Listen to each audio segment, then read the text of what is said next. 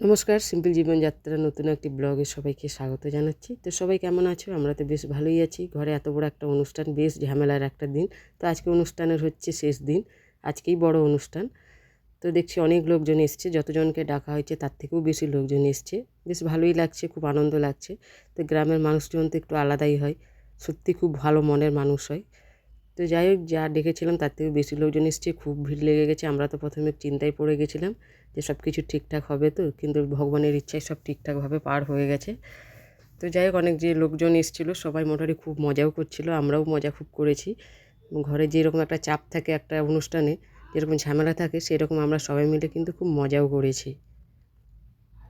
তো আমার সব বোনরা গেছিলো, আমার বোনরা তো এমনিতেই খুব মজা করে, আরও মজা করছে। সবাই তো দেখে অবাক, কারণ আমার শ্বশুরবাড়ি তো অত্যন্ত গ্রামের, ওরা তো দেখে আরও বিশেষ করে অবাক।